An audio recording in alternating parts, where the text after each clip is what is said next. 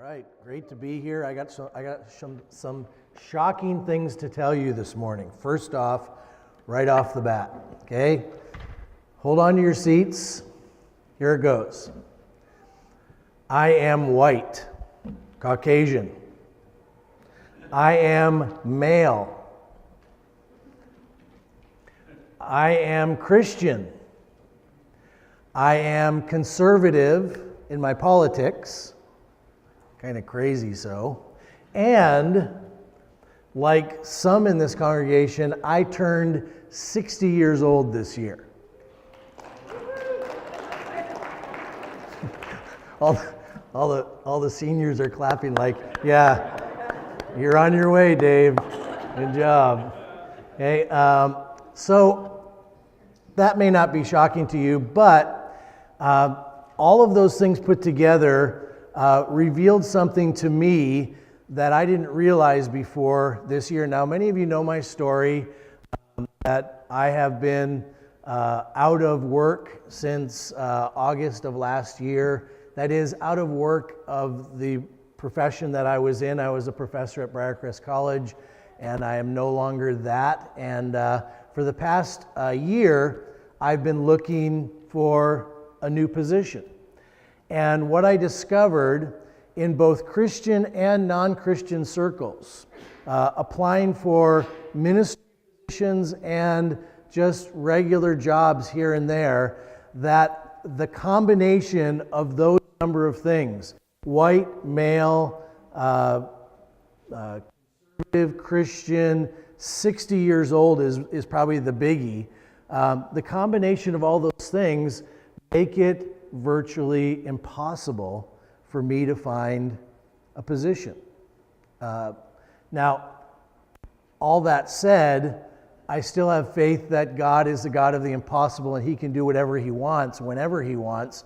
And so I just kind of came to the conclusion that through the series of events, applying for a number of different positions, in coming in contact with Christian organizations, Christian people, non-Christian organizations, non-Christian people, I came to the conclusion that this was going to be a lot harder than I thought. But here's the funny thing, that in the meantime of looking for a new position, God has been so good to us. In fact, now some of you may think that this is a commentary on what I used to get paid at Briarcrest, but it's not really. We did all right. Our income right now is greater than when I was at Briarcrest. Because even though I don't have a full-time job,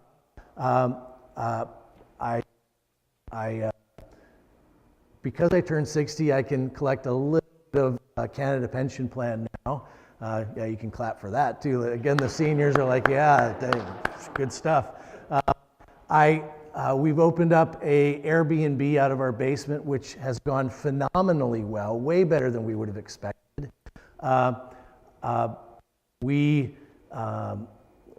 What else? I'm doing some transport work part-time, and out there because right after lunch today, I'm off to Oklahoma to pick up some horse and back to Airdrie. So a combination of and preaching almost every Sunday. I have preaching gigs almost every Sunday still. That's the combination of all those things. God has been so good. But here's what I learned. I learned that my employment does not define me. And you say, well, you didn't know that, Dave? Well, here's the thing. For us men especially, our employment kind of does define us. And I learned that it doesn't. That it's okay that I'm not a college professor right now, or maybe for the rest of my life. It's actually okay. I've come to terms actually with a series of interactions with people in ministry and Christian organizations, Christian I've actually quit applying for any kind of ministry position because it was just getting me down. And my thinking was that God knows where I am, and if He's got something for me, He can find me. And I'm still willing. I'm just not going to set myself up for all these things. My job doesn't define me. So the question is, what does define me? Our culture and society has a lot to say about that question.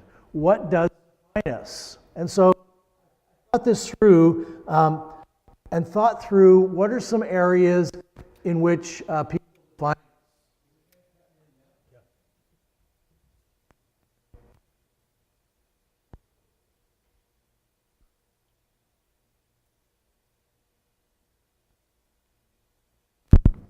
Is that better?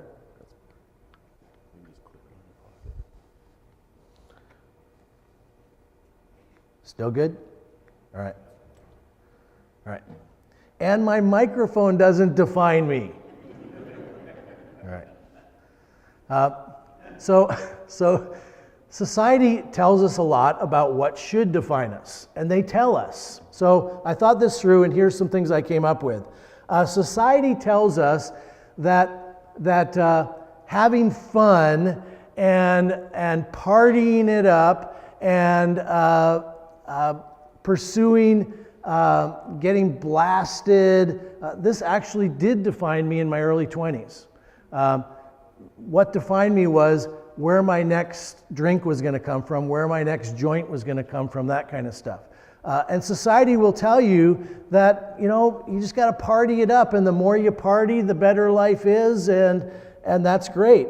Other people will tell you that your house defines you.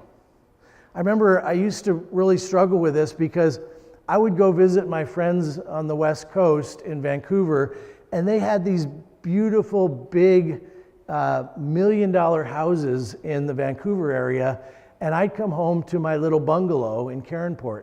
And for a little bit, I would kind of get down on myself until I realized that my house doesn't define me, but our world says the bigger, the better. Your house defines you. Other people will say, especially maybe in the farming and ranching community, land defines you.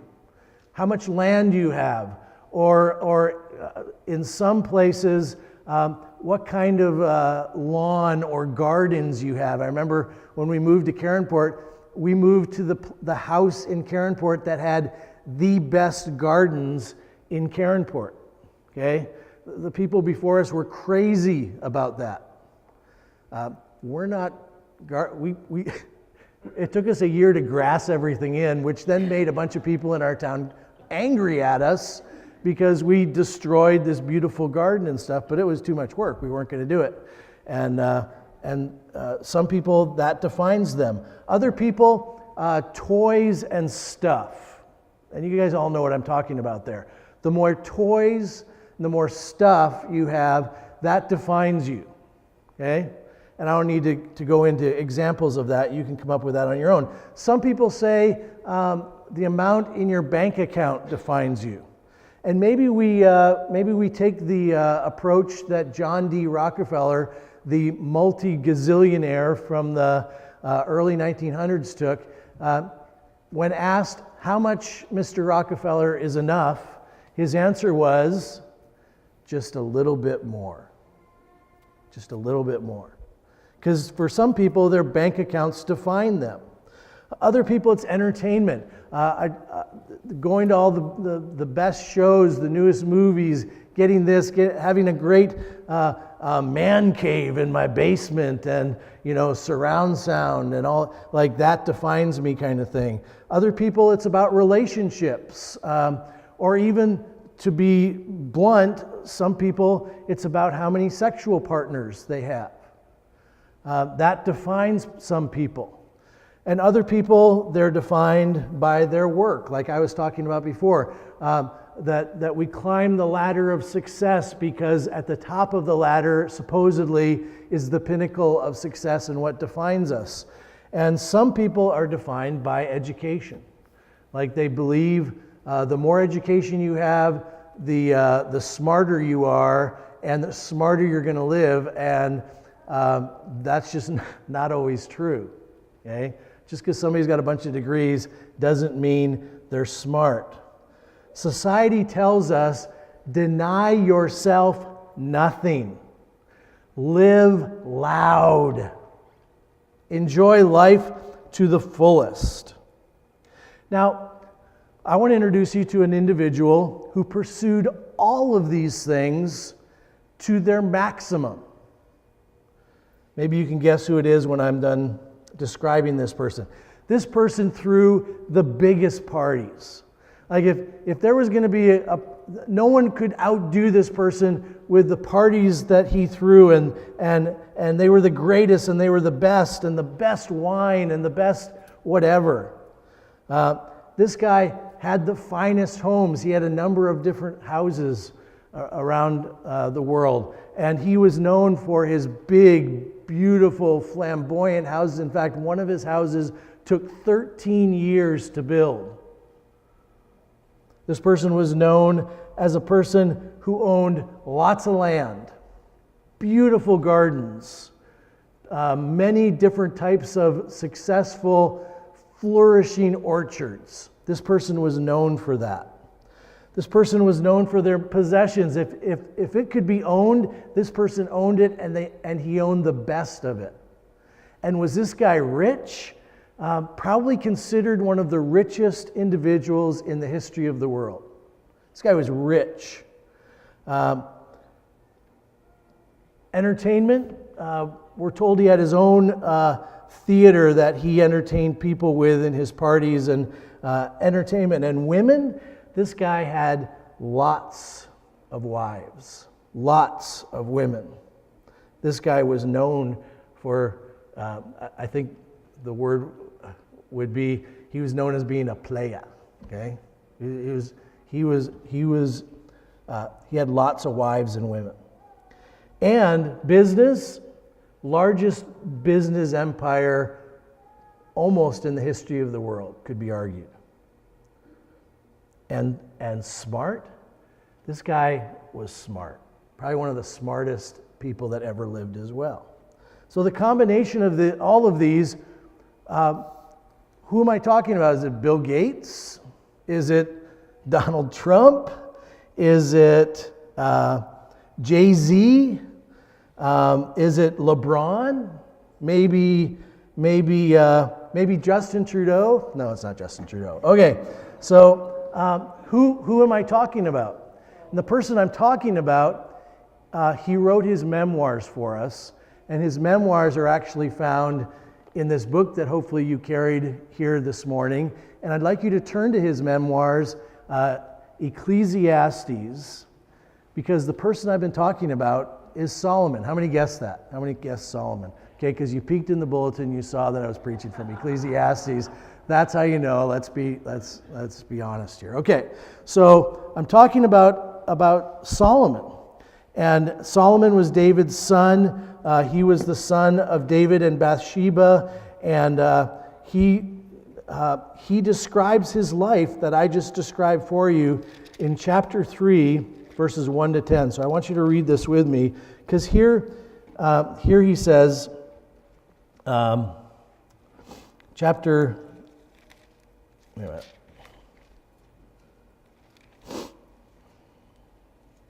Did I write down the wrong?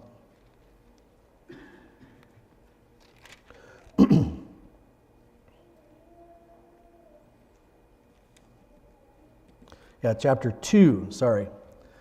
1 to 10. Chapter 2, 1 to 10. I thought in my heart, come now, I will test you with pleasure to find out what is good. But that also proved to be meaningless. Laughter, I said, is foolish, and what does pleasure accomplish? I tried cheering myself with wine and embracing folly. My mind still guiding me with wisdom. I wanted to see what was worthwhile for men to do under heaven during the few days of their lives. I undertook great projects. I built houses for myself and planted vineyards. I made gardens and parks and planted all kinds of fruit trees in them. I made reservoirs to water groves of flourishing trees. I bought male and female slaves and had other slaves who were born in my house. I also owned more herds and flocks than anyone in Jerusalem before me. I amassed silver and gold for myself and the treasure of kings and provinces. I acquired men and women singers and a harem as well, the delights of the heart of man. I became greater by far than anyone in Jerusalem before me. In all this my wisdom stayed with me. I denied myself nothing my eyes desired. I refused my heart no pleasure. My heart took delight in all my work, and this was the reward for my labor. So I just read what I described to you just a few minutes ago about Solomon. This guy experienced everything that the world even today tells us we should pursue and experience and should define us to the maximum. And here's his conclusion in verse 11. He says, "Yet when I surveyed all that my hands had done and what I had toiled to achieve," here it is, "everything was meaningless, a chasing after the wind. Nothing was gained under the sun." Well, wait a minute, Solomon. Are you telling me that your life was a lie? Are you telling me that you came to the end of your life and you wrote these memoirs and you shared all of these experiences that you experienced to the fullest degree you could possibly experience them, and you're telling us it was meaningless? It was like chasing after wind? Well, how can that be? Was it all a waste? How are we supposed to measure success and happiness? How are we supposed to measure what defines us if it's not these things that everybody tells us are the things that should define us? What should we use? And the answer is that that's just part of Ecclesiastes. The whole book of Ecclesiastes is summed up in 2 verses. And that's chapter 12, the last 2 verses of the book of Ecclesiastes, where Solomon, as an old man looking back on his life, has this to share with us, his final words, so to speak. Now you got to understand, Solomon, all of those things I shared, he was also considered one of the wisest people that's ever lived. And wisdom is applied knowledge, applied understanding, the ability to apply it in a good and positive way. This is wisdom. And he was known as one of the wisest people that's ever lived. And here are his final words, verses 13 and 14. "Now all has been heard. Here is the conclusion of the matter. Fear God and keep his commandments, for this is the whole duty of man. For God will bring every deed into judgment, including every hidden thing, whether it is good or evil." So Solomon's telling us that what the people around us, society, culture, media, everything that bombards us of what should define us and what we should pursue is all wrong. That as one of the wisest people, if not the wisest person that's ever lived, shares with us in old age, looking back, his plan is actually pretty simple. Almost insultingly simple. 3 things he shares with us. First off, to fear God. He says, the conclusion to all of this, my life lived to the excess of everything. Here's my conclusion. Number 1, fear God. Does that mean I'm afraid of God? Like every time I come into his presence, I kind of wince because he's going to smack me? Is that the kind of fear? No. When the Bible talks about fearing God, it's not terror, it's respect. It's recognizing that God is great and huge, and in comparison, I'm little and tiny. And so as a result, I have great respect and awe of him. And this one added little tidbit, and I don't want to disappoint him. That our greatest fear in fearing God should be that we don't want to disappoint him. How do we disappoint him? You better get that. We don't want to disappoint him. We need to obey God. That's number 2. We need to obey God. He says, fear God and keep his commandments. In other words, pursue good. Pursue righteousness. It's kind of corny, but the old wristband that was worn 10 or 15 years ago, WWJD, what would Jesus do? It's a little corny, but it's actually very apt. It's to live like Jesus would live, to choose like Jesus would choose, to honor people like Jesus would honor them, to get indignantly angry at what Jesus would get indignantly angry about. In other words, to obey God is to reject evil and live our lives in light of Jesus Christ, who came and gave his life as a ransom for you and me so that we might have opportunity to be children of God and live not just life eternally, but life here on earth as well in a way that pleases and honors him and draws others to him. To obey God is to live smarter, because we learn what pleases God and what doesn't please him in this. So we don't study this to get degrees and be deep theologians and that kind. I mean, that's all fine and good. The reason we read this and study it is so that we may know the heart of God. And when faced with a choice or situation, we know what pleases God and what doesn't please God, and we choose to obey him. We choose to honor him. That's part of fearing him. And then lastly, number 3, and it's not as overt in here, but I do see it, is to trust him. To trust him with our very life. To trust him with not just eternity, but the here and now as well. This was my struggle in the last year because I thought my work defined me. And to come to the conclusion that my work doesn't define me, Jesus defines me. And here's how he's defined me. That I'm an adopted son of God, his adopted child, who he loves so much that he gave his life for me.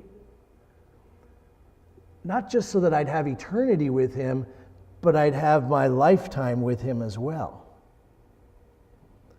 So this is my investment. Because here's the thing, we always invest in what's important to us. We always invest in what's important to us. So all those things I listed, they all require some kind of investment of either time, money, resources, attention, whatever. What's important to us, we invest in.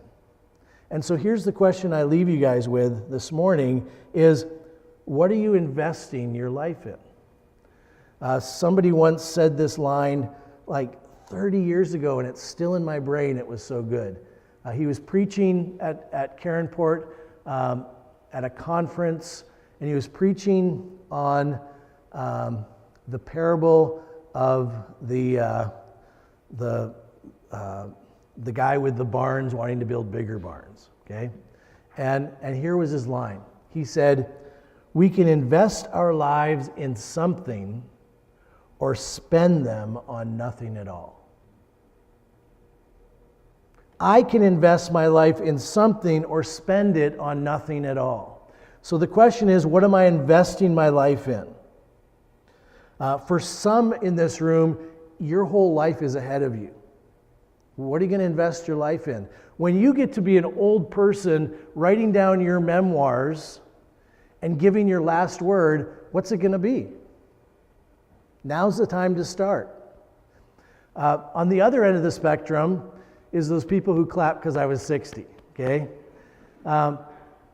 You may think, oh, my life is over or almost over. And that's not true. Because you as well can start right now to invest your life in fearing God, obeying God, and trusting God. Right now. And how will we be remembered? On September 5th, 1997, 2 people died. Anybody know who they were? September 5th, 1997. One of them was Princess Diana, and the other was Mother Teresa. Both very famous people, both well known. But which of them had invested their life in something that Solomon would have said really mattered? I'm not discounting what they invested their lives in, because some of it was good. But ultimately, which one of them feared God, obeyed God, and trusted God?